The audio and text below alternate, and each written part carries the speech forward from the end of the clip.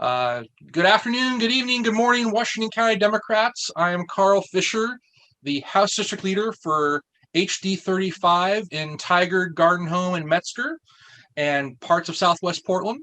And I am here today with outgoing State Representative Margaret Doherty, who represents our district and has represented since October of 2009. Uh, Thank you for being here, State Representative. We're going to be doing a little recap of your service in the Oregon Legislature as sort of a little exit interview for the Washington County Democrats. Oh, great. Glad to be here. Glad to be here. Thanks much for setting this up, Carl. Yeah. So I guess the first question should be at the beginning is, how did you get involved in politics? When did you get the political bug to become a community activist? Well, I tell you, I've almost always been a community activist. My parents, although they were die-in-the-wool Republicans, they were like Hatfield and Eisenhower Republicans. And my mother was very active in the West Side Republican Women's Club. Yeah. So we had Mark Hatfield to our house at one time and so on. So they've always been involved in politics. And I keep saying, part of it's because you're Irish, and the Irish are always involved in politics. But my parents were always involved. And then I was an activist at Portland State against the war in Vietnam. So I was an anti-war activist. So we went into that. And then when I went into teaching, in fact, I remember the first week I was a teacher at Milwaukee High School. One of the teachers came up and said, "Would you like to be a building rep for the union?" And I said, "Well, what do they do?" And they said, "Well, fight management." And I said, "Well, I can do that." So not realizing that there was something called a probationary period for, first year teachers and second. Back then it was 3 years. Yeah. I said, "Sure, I can do that." So I took my first grievance into the principal in November of my first year of teaching. So I did that. And when I worked for OEA, I always had kind of the belief that, and I never wanted to go into politics, but to work on the outside was, I always used to tell my teachers, I said, when politicians get out of education, educators will get out of politics.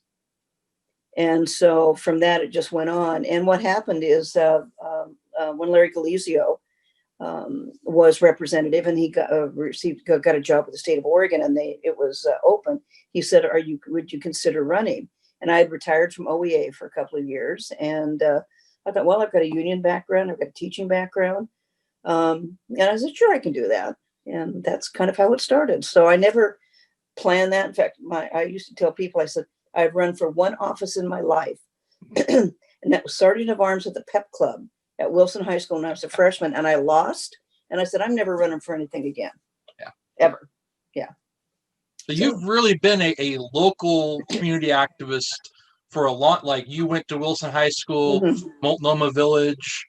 You've been in this area representing and helping out the community for quite a long time. Right. I have been.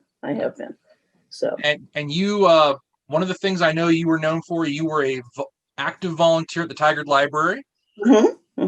I've put in 20 years. It would be 21 if the library was open, but no, in fact, last year ago, spring, was 20 years at the library. And I also volunteer I'm on the board of Just Compassion, which is our day center for the houseless here in Tigard and in Sherwood area. And and I was on the Tigard Planning Commission. So I've always been involved in the area, just never really wanted to run for anything.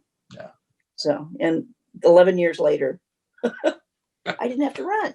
So, so you had to go through an appointment process, and we've had a lot of those lately, it seems like. Yeah. What would you say to someone because there's one going on right now in Portland, I think, for Shemia Fagan's seat. What would you tell potential candidate for an appointment process to prepare for?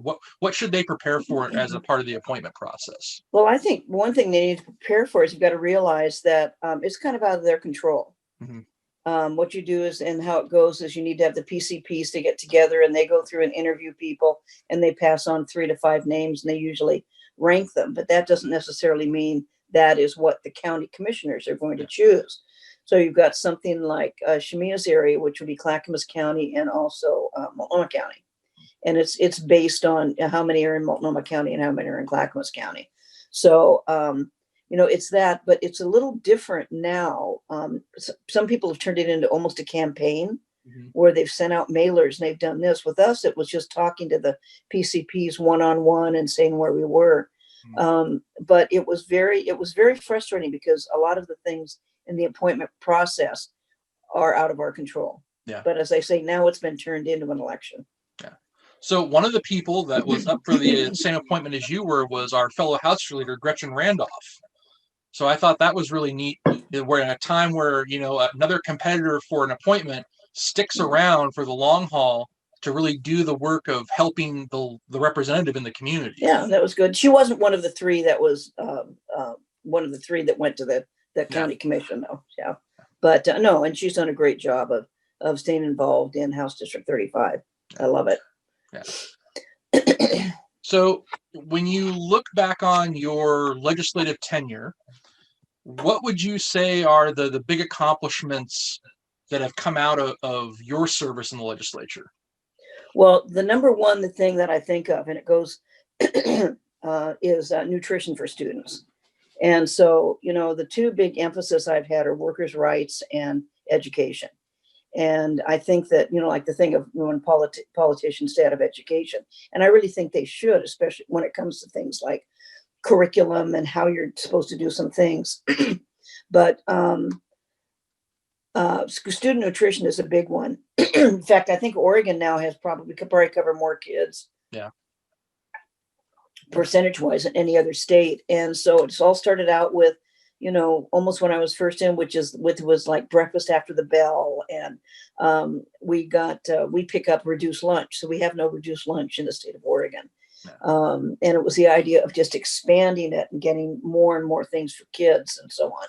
And I think part of that goes back to when I had gone to a reunion with one of the classes that we taught at Milwaukee. And one of the kids, of course, he was 48 at the time, he was kind of chit-chatting, and he got kind of sheepish, and he said, I need to apologize. And I said, well, for what? He said, well, I don't know if you remember, but when you had me as a sophomore, things were kind of tough, and you loaned me lunch money, and I've never paid it back. So those are the little things, especially with something like food and food insecurity is so important. I think the second thing, I've got like an MIP immunity bill, which was good to save lives of kids that are under 21. And then this is something that Ben had mentioned at the Newburger dinner. And it was when I shut down one of the Holocaust denier at the House Education Committee. And luckily, and I don't know whether it was divine or whatever, his testimony we had in front of us before he was going to do it. And I started looking over it, and it was so awful and so full of lies and so horrible that I would not let him testify. Yeah. And that was actually brought to the national attention because it was something that, he literally went through and said, well, it was actually a flu epidemic. People were not exterminated. So those are the sort of things. And just working on things with people. So, are there any constituent bills that really stick out that constituents brought to you over the years? Well, one of them was the MIP bill, and that was brought to me by a constituent. And that was the idea that if you had a buddy that was in trouble, whether alcohol poisoning or something like that, you're underage, you guys have been at a party drinking, that if you call, either, a dorm resident or a 911 or whatever it is, you will not get the MIP. Yeah. And so that they're trying to get all that information out to schools. And there have been some kids there have been a lot of kids, I think, saved because of that. And that was brought to me by a constituent. The state tartan bill was brought to me by a constituent. State of Oregon now has an official tartan. And I'm trying to think of some others, but there have been a handful of bills that have been brought by. Oh, I know another one that was brought by a constituent was, he wasn't a constituent, it was on the committee, that years ago, they never tested if you went into the ER and you could not test for, see if somebody was HIV positive. Yeah. You had to get permission and so on. It was almost, and so what it was is we now have that as part of the thing saying, we're going to test you for this, as opposed to, do I have your permission to test on this? And so that is actually, and you see the physician that was brought it to us said, we have so many that are coming in that are in late stages of HIV and don't know it. Wow. So yeah, there are a lot of things that have been brought up. Yeah. there things you're going to miss about working in the building? And I guess when People, for yeah, those of you that are watching, when we say in the building, we mean the Oregon Capitol. yeah, in the Capitol, not in our current buildings, which Yeah. are our bedrooms. Um, I miss the people, and a lot of the people that are down there, and these are whether Republicans or Democrats, a lot of staff people, a lot of the folks that work in the legislature that are not like legislative aides and that kind of thing. That sort of thing I'll miss. The drama, no, I will not miss the drama. There always seems to be plenty of it. Oh yes, there's always drama, so I won't miss that. But you miss the people because and I think I can kind of akin it to. I mean, I can't imagine what it's like to be in a unit in the military. Mm-hmm. But I think that kind of the same kind of feeling is if you've been in the legislature and you are a legislator, nobody else understands that except the people that have been in there. So those are in, and I've got a lot of Republican colleagues that are leaving that are good friends. So, yeah. So when campaigns come about, and maybe you've noticed some changes over the last 10 years of campaign here in the district, how has that changed from your first campaign in 2010 to the last one that you did in 2018? Well, other than the fact that people know me and that changes the kind of campaigning, I think that the issues and the kind of people that we have in the Tigard Southwest Portland area have pretty much remained the same. Yeah. They're not far right. They're not far left. They're kind of middle of the road people. They're people that they want a good environment, but but more importantly, they want good schools. They want a job. They want a roof over their head. They want people to be taken care of, those sort of things. And so that really has not changed so much. How to campaign, you couldn't do it this time, but it's still the idea of knocking on doors and going out to community groups and that kind of thing. And I do a lot. I go to a lot of things in Tigard. Yeah.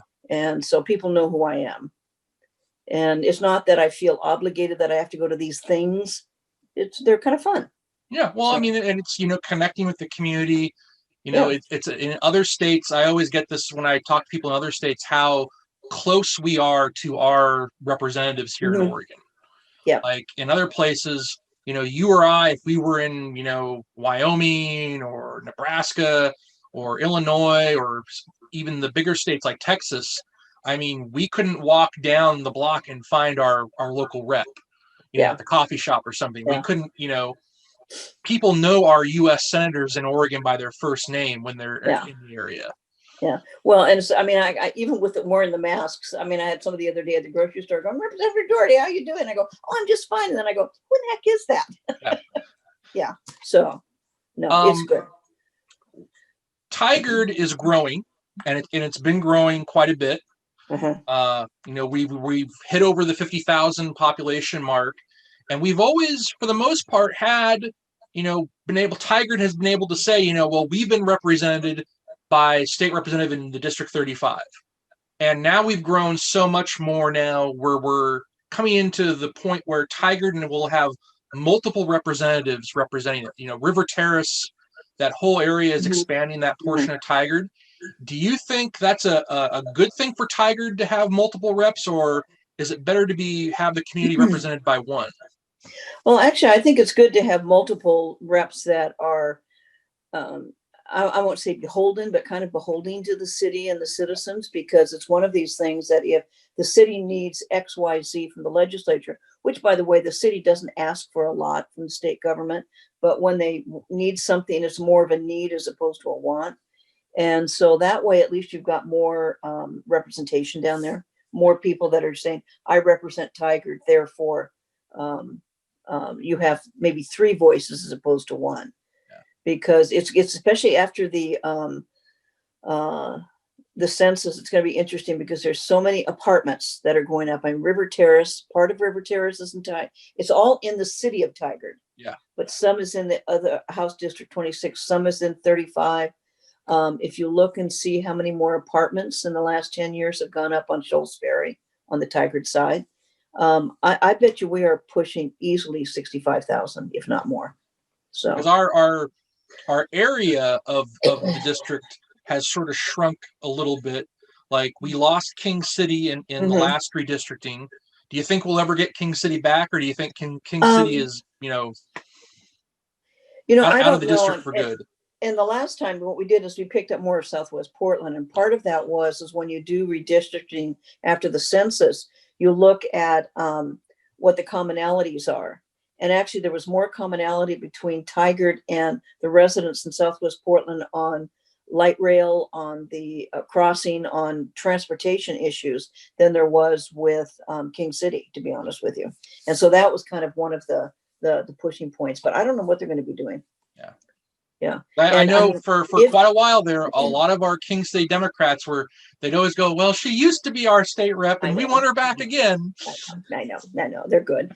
And I think part of it is, and I think they're going to, because of the population, add more numbers to our House districts. Yeah.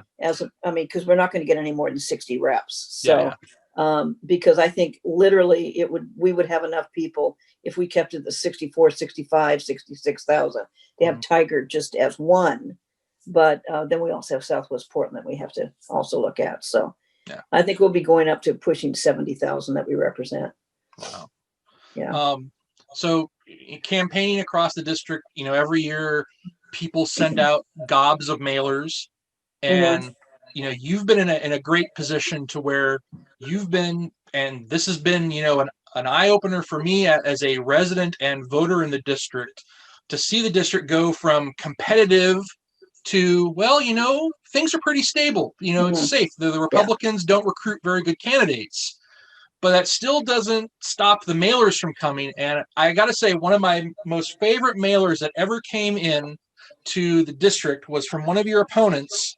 And you are the labor goon. Yes, I remember that. Mm-hmm. And actually, and my opponent did not. Apparently, somebody else sent that out. Yeah. But that was actually a good thing, because there are a lot of labor people in the city of Tigard, so I could have picked up a couple of votes. I mean, I figured for all the different types of goons in the world, being a labor goon is probably pretty great. Well, but I tell you, I'm very upset because I am not a labor goon. I'm a labor goonette. Yes, I'm a labor goonette. That's what we used to call ourselves at OEA. That was a goonette. So, and that's the other great thing is, your labor union was here in the district. Mm-hmm, mm-hmm. Yep. Like, it was sort of cool that, you had several different labor unions right here in the district. So of course you represented them. Yeah. Oh yeah. And I think that's important, because you represent not necessarily what this person says or that person says. You represent the district. So I've represented people on all different sides. Yeah. So that represent the people that live here. So, are there going to be events that you would normally go to as a state representative that you might not get to go to as Citizen Doherty, that you're going to miss? No. No, because a lot of it are fundraisers and dinners and this, and they're great causes and they're great people and this kind of thing, but all of those are now went virtual. Yeah. And I kind of like not having to get dressed up and not having to drive across town and and that kind of thing. But no, I don't think I will, because a lot of the things I do anyway. Yeah. And I did before I was in the legislature, and I'll continue to do them. Yeah. So looking back on the legislative process, staff play a critical role in success of any legislator. yes. Can you tell us a little bit about the staff that you've had and how much work they helped you succeed? Oh, my staff was absolutely incredible, and I give them a lot of that. I'm not shy about it. I give them a lot of the credit when it comes to the nutrition things. Peter Saracen was a big pusher for that, and very involved with that, and something that he really felt very deeply about. And so, it started out with Catherine Ryan, who was Representative Galizio's LA. And I remember she called, she goes, would you, consider keeping me on? I said, yeah, you know what you're doing. I don't. Yeah. So, and so they were very, very good. And Peter was great, and Ben was great, Taylor was great. And so all of these have gone through, and these are the ones that have come up with some very, very good ideas for policy. And so they're not somebody that just answers the phone and talks to constituents. They come up with some very good policy ideas that we follow through on. So I've been very, very blessed. and they've all gone on to do great things. Yep. So, yeah, very proud of them. So being in the legislature, if you're a freshman legislator, what advice would you give to a freshman going into the next session? Okay. I think a freshman going into the next session, the first thing to do is listen more than you talk, and to really sit down and listen to see where other people are coming from. But I think as a legislator, period, and these are some things that have been brought to me by lobbyists, is the first thing is you got to keep your word. That is absolutely number one, because I remember I was raised in a family that my dad used to say, at the end of the day, all you have is your integrity. Yeah. And so that is something I think that is very important, is that they keep their word. I think how well a legislator works with the city and the county and school officials and so on to address local issues is very important, as opposed to what maybe the party wants. If your school district is looking at this and it's something, so sometimes you really do need to kind of listen to them. And I think the most important thing is how you treat people. Mm-hmm. And I remember when I was first in the legislature, I was on a committee, and the committee chair was very rude to the people that were testifying in the committees. And I think people forget that when you have a hearing in the legislature, some of these people have never done this before. Yeah. And they're very nervous, and they're very scared, and they're very whatever. So no matter what it is, even the person that was the Holocaust denier, I wasn't rude to them. When I said, when I made the comment, he said, well, yeah, you're doing whatever. And I said, yes, because I can. I said it in that sort of manner, as opposed to, yelling at them or something like that. So I think it's how you treat your staff, it's how you treat other people, is something that's very important.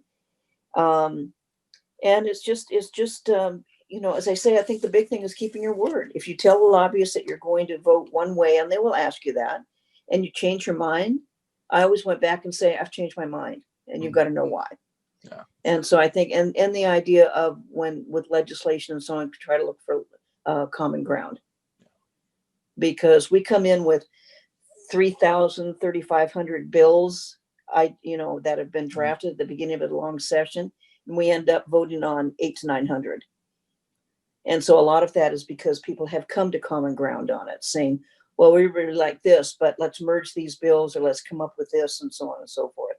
So I think those are things that are very important. But, your integrity and treating people well, that's just kind of life. Yeah.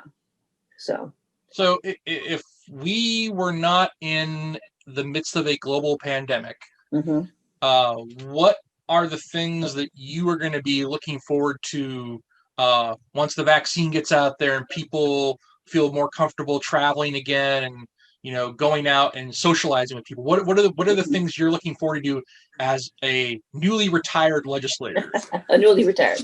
Well, I'll probably the big thing is the idea of travel, because was not unusual for me to go to Europe like once a year, and so I've got friends over there, and so it'd be nice to be able to get on a plane and feel safe about it, or go to a country that will let you in. Yeah. I think maybe New Zealand will let me in. I don't know. But New Zealand and Australia, I think, are kind of, at least for now, have the pandemic under control. But I think that's one of the things, is to do that, and then go out and, again, volunteering and so on, being able to go to the library and that kind of stuff. But and just have this whole thing over, so things can get back to normal. So our small businesses in Tigard, they're struggling. Although I did call, I thought, I got to help, so I gave Beach Hut Deli a call yesterday, and they were so swamped, and I went, yes. So I mean, a lot of the food establishments seem to be doing pretty well. It's those places that are sort of like they have food service, but food service isn't their main thing. That's right. I think those are the ones that are sort of struggling just a little bit. Yeah, and they are. And I mean, people just are not going out. And I mean, I'm, being an older person, although some kid at symposium called me elderly. I'm not elderly. I'm old. And so, but I think the idea of, and I've been hunkering down and so on and so forth, because I think it's just the smart thing to do. Yeah. I mean, And if I did go out and do a lot of those things, Catherine, Peter, Taylor, and Ben would come out and get me yeah, and say, "You stay home." yeah. So, yeah. Now, I did notice that your street is on the Yes. Tigard Light route. Yes. Is your yard all decked out for the holidays? No, no, I'm the only one on the street. I have a metal head of a Santa of a snowman, a metal snowman thing. That's it. And I got a wreath. But no, in fact, last year when they started this, it was great. Tiger's got some great, walking ideas. Yeah. They started at like Symposium or Tigard High School, and they went walking through like Avon Street and down 87th and around ours. And our streets look very, very good. But no, I don't do lights. And I even had somebody come. One of the police officers said, "Well, we'll come put lights up for you." And I said, "Yeah, but then somebody's got to take them down." No, I don't do lights, but I do have. But my neighbors gave me the snowman thing because nice. I had nothing. I had nothing. Well, I know my mother and I are planning to eventually take our drive down there, so we'll be sure to honk when we drive by. And grab the little map and that they have, and in fact, if you can go through and register, you can get when they're open during the regular hours, you can get a hot cocoa and a cookie from Symposium Coffee or from Primo Espresso. Oh. They're going to do that again. So, yeah. Wonderful. Yes. I guess the one final thing I'll ask you about is, so in Washington County, the Washington County Democrats, we've been a long time coming, building up our local party over the last, decade, 15 years. People know Washington County back before 2002 used to be a predominantly red county represented by Republicans at the local level. And now that's almost Democrat. There was one Democrat. And then that's almost entirely flipped. We're now at the local level overflowing with Democrats. We have Democrats running against Democrats for local office, which presents its own challenges. But how have you gone from your role in the party as an activist in a PCP, because you were one of the few legislators who's been an active PCP, and how important is that been to getting to know the local lay of the land with the Democrats? Well, I think that's something that's important, and I mean it's just important to get people that kind of like think like you. There's also the realization on the local level that there are some Republicans that are not bad and will do a good job in the job that they're running for, and there's some Democrats that maybe are not as good. And so there's always that realization, but it's just the thing of the beliefs of the different parties. Most of the people in this area lean more Democrat. Yeah. I mean, they may be fiscally conservative, and but they believe in a lot of other things, fair wages and all that kind of thing. So yeah, I mean, it was quite amazing to see that. To kind of yeah, but I think it's kind of this practice what you preach kind of thing. And it's the same sort of thing. I mean, I go to the Democratic events and so on, and not all of our legislators do that. So, and that's one of the things that Gretchen, Ben, and Diane, all the HDLs here in the district, have really wanted to thank you for being active in our local party, because it's made us feel like we're part of the team, we're part of the process here in the district. When there are issues, you bring them to us, and we try to help your office get stuff accomplished at the district level. And then in return, I mean, you're one of the few legislators who started off as a PCP and a neighborhood leader, and you still go to your neighbors' doors and remind them to vote. And it's been like pulling teeth getting some other legislators to do that. Well, and this is the one thing where you kind of what I was saying, what I thought was a good legislator are doing things like that. And I think what it is actually the people in House District 35. Thank you, Carl. You're the spearheader of this. Have really done a really good job of getting out the vote, of getting information out. I mean, again, if you look at the local officials, how many more, first of all, women, and how on the county level we're getting more people of color, and that kind of thing. And so I think it's reflective more of the community, and I think that's one thing that we need to keep going. And the House District 35 people have been very instrumental in doing that and helping the candidates. Absolutely. And this is the first year that I can ever recall where we won every single precinct in every single race from president to state representative. Did we really? We won in every precinct in the district. Ooh, yay. Yeah. I know that we won a lot. I didn't realize it was everyone. So yeah, I mean, that's good. Even in 2016, we didn't win everyone. And this year, yep, turnout was so high, we won every precinct. That's cool. Yeah. Well, and it was, and we did a lot of, I think that there's been a lot of people in the party. You're one of them. Steve Packer's another one, have really gone out and with the neighborhood leader program. I think it is a print that everybody should in the state should be doing. Every local Democratic group should be looking at that, because it is a very, very, very good program. And I think I had all but 2 vote. Wow. Of my people.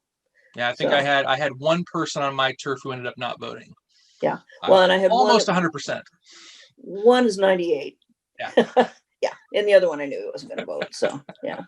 But anyway, it was good. It was good to do. And they appreciated it too. Yeah. So and also are the groups getting together and helping out other states, mm-hmm. where they're sending the postcards and so on to Georgia and so on. So I mean, it seems like, I think at some point this year, I know lots of people in the district were writing postcards out to other places. And right now, a lot of them are still helping out in Georgia. Mm-hmm, mm-hmm. Yeah. So, but that's a good thing. No, this is a good area. This is a good area. Yeah. Yeah. This is a good area. I love Tigard. I love Southwest Portland.